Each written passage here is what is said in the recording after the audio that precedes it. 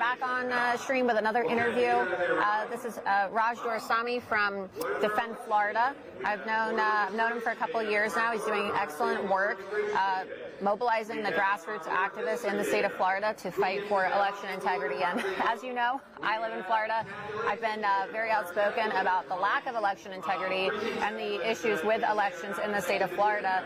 And Raj is doing incredible work. So I wanted to ask you, what are some of the action items that you have for people watching who are in Florida, and how can they get involved, and what do you think are the most pressing issues for elections in Florida? Because we constantly hear around the country, oh, well, Florida is the standard bearer for elections and how they should be, but we know that's not the case. So perhaps you can show us and tell the viewers what you're working on and why, Florida isn't the standard bearer for elections. So Laura, thanks first of all for having me on your show, and thank you for giving me the opportunity to speak to your audience. It's a massive audience, really built in part because you have been so bold, breaking things before other people have spoken about them, and now the things you've broken are actually now being discussed by many of the largest platforms. So I appreciate the opportunity to speak with you. So in Florida, we have a moving target here. Specifically, 2 years ago, Senate Bill 524 was passed. It was a strong bill. However, this year, Senate Bill 7050 was passed. It had a few good things. However,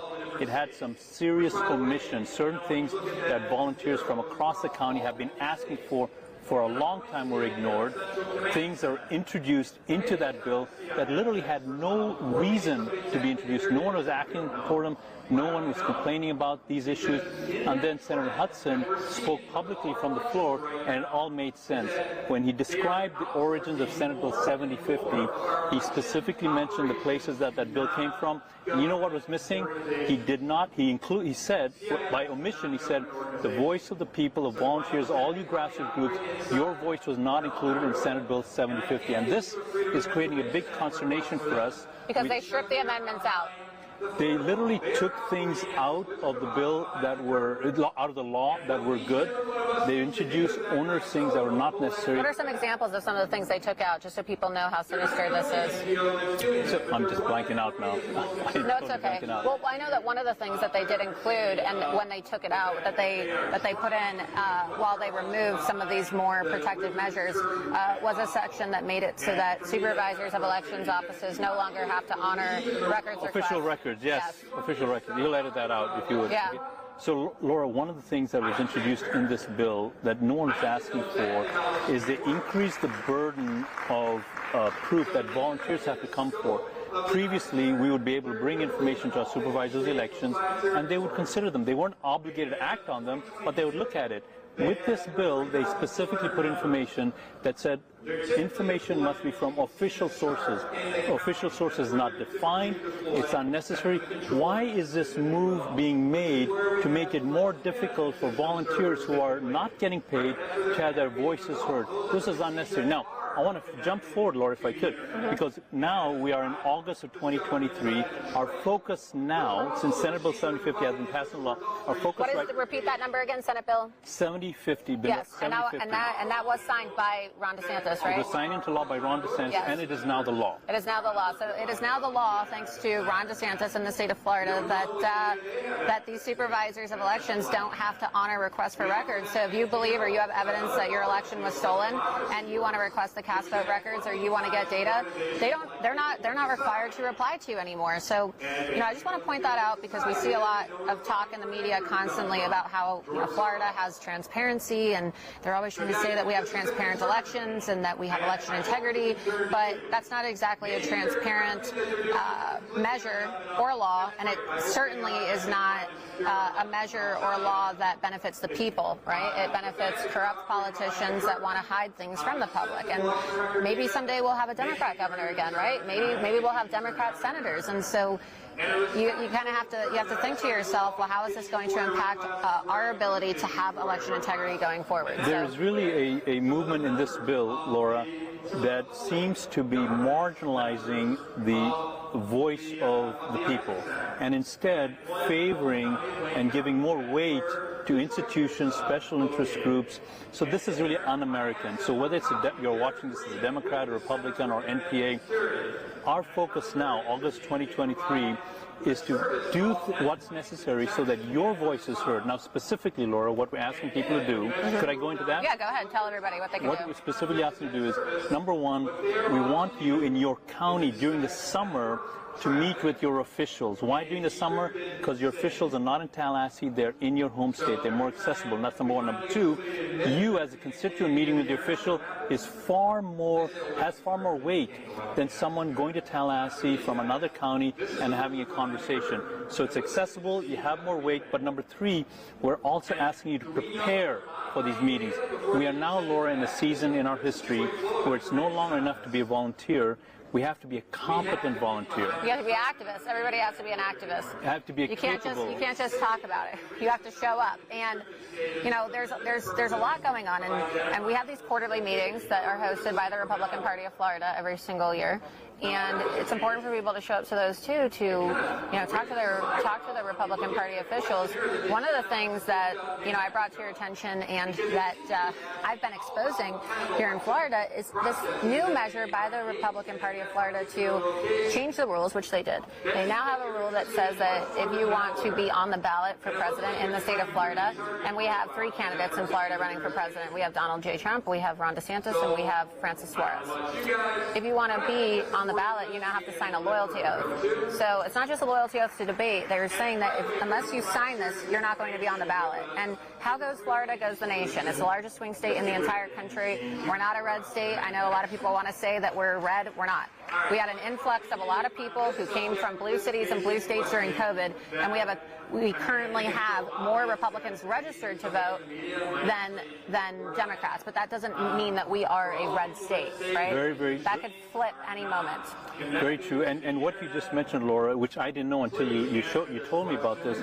This is something that you who are watching this need to get into. Specifically, find the Republican Executive Committee in your county. You have to do that. You have to go and see for yourself this change that Laura just mentioned.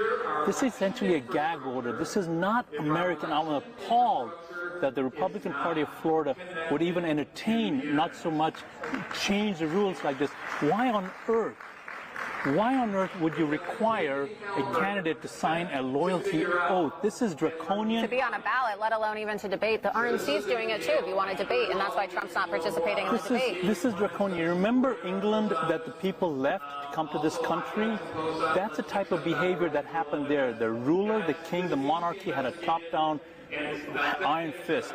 This is what's emerging now. There was no reason for the Republican Party of Florida to make that amendment, no reason for them to pass that, requiring a loyalty oath. This is just and what you have to do, my friends, is one thing for you to hear Laura and I talk about it, but my friends, I'm urging, imploring you, connect with your county Republican Executive Committee. Ask them about this. Ask them to explain and show up to the quarterly meeting as well, because we have to pressure Christian Ziegler, who's the chairman of the Florida Republican Party, to remove this, right?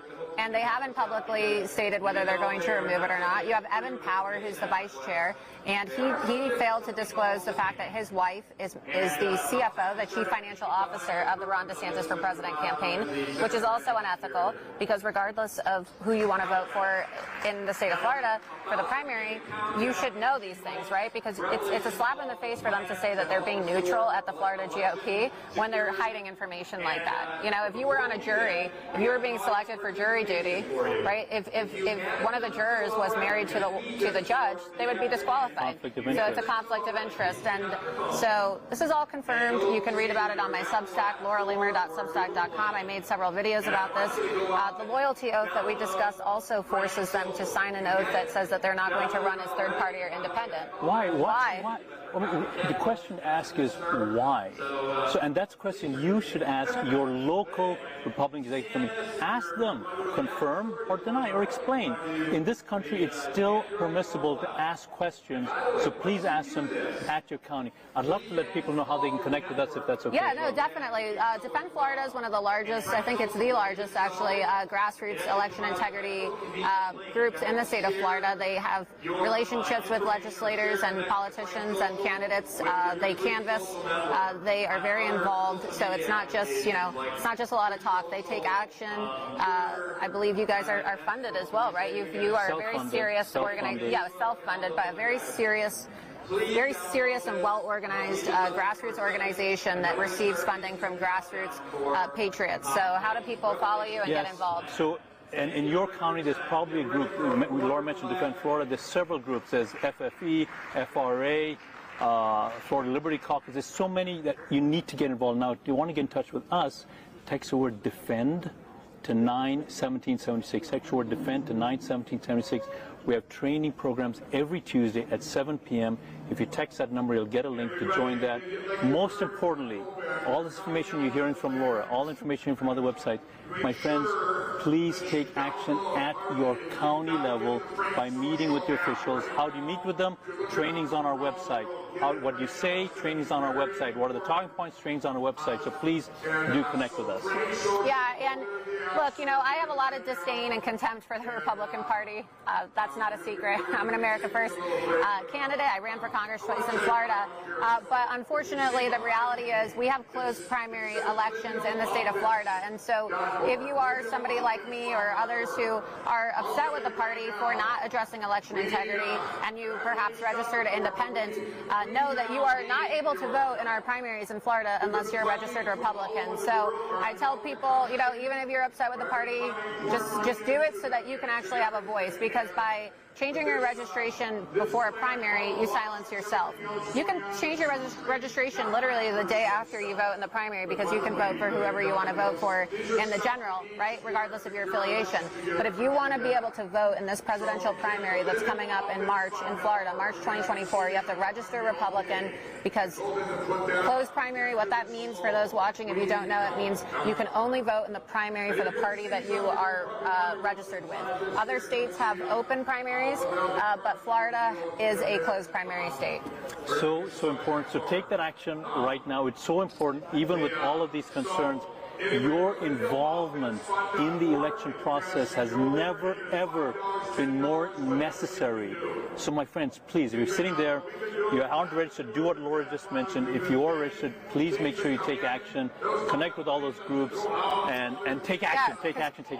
And look, you know, we have to have righteous indignation. I'm very angry. I'm very angry with the way things are run in this country, with the way things are operated in the party on a national and state level.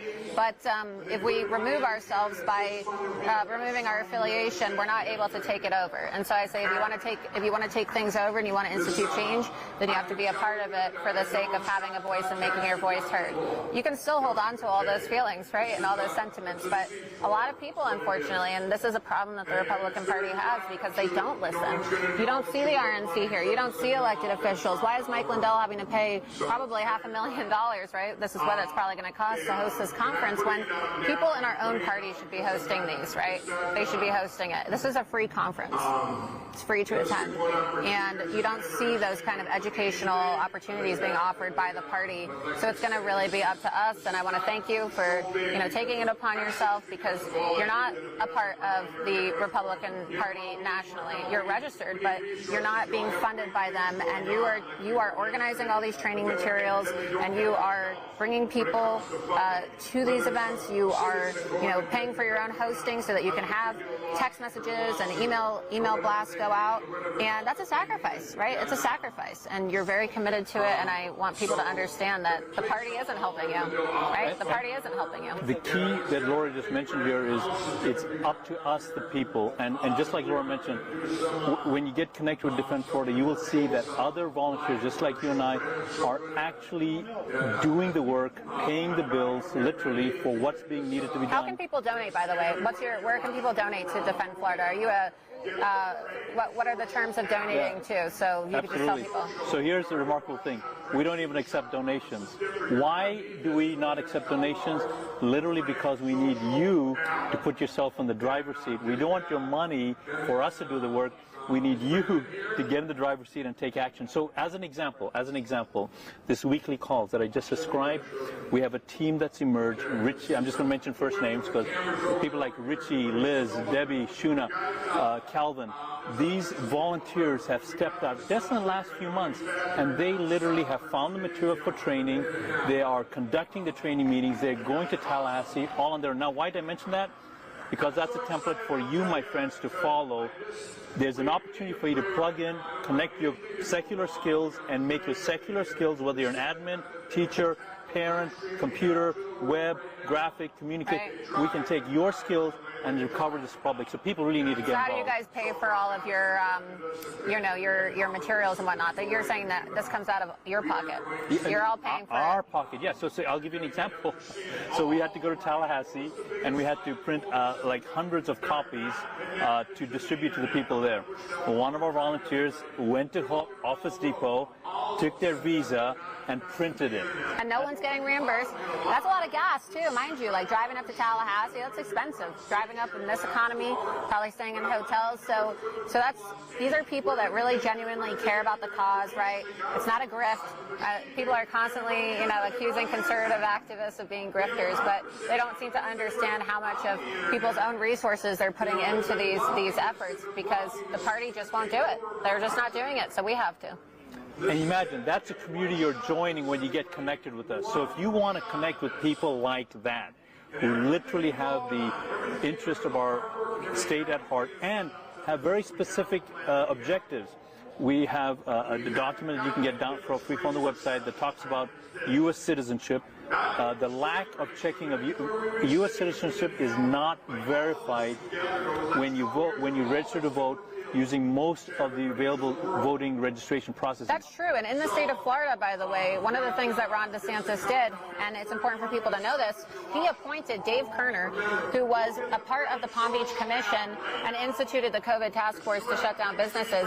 He appointed him this last season after the election to oversee the Florida Department of Highway and Motor Vehicle Services. When David Kerner was a member of the Palm Beach County Commission, he was one of the commissioners in Palm Beach that voted in favor of giving illegal aliens driver's licenses. And so when you have a driver's license, that's your form of identification when you go to vote.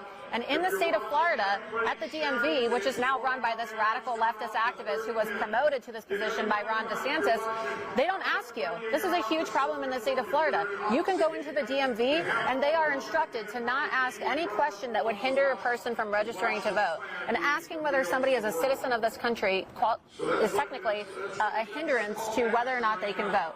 And so if you're giving driver's license to illegal aliens, and now the guy who voted in favor of that is overseeing the Florida Department of Motor Vehicles, how many illegal aliens in the state of Florida are getting driver's licenses? We're being invaded right now.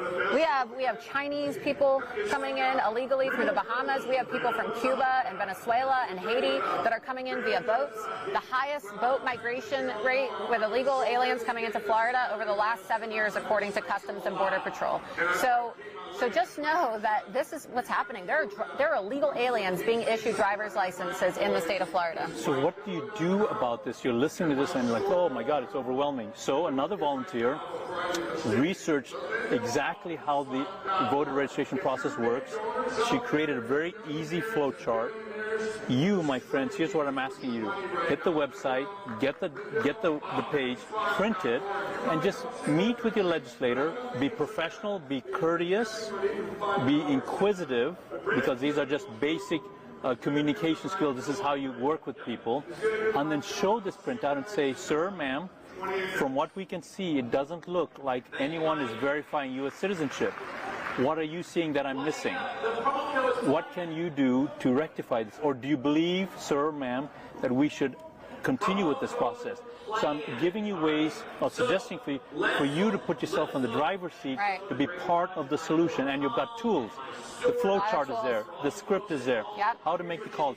Take advantage of. Now, my friends, I want to say this one thing if I could. Yeah. It's summertime in Florida. And if you can meet with your officials now during the summer, then we've got a shot when legislative cycle starts that enough of you will have met with enough of your legislators so that when we go to Tallahassee, there's already an awareness that you, the people in your county, want this. And only if we get enough legislators to feel that way or to see things that way will we have a shot. Because, my friends, I want you to hear this clearly. Your legislator, even if they advocate for your ideas, if senior ranking staff in the House or Senate do not like the idea, they will apply massive pressure on your legislator and force your legislator to back down. Yep.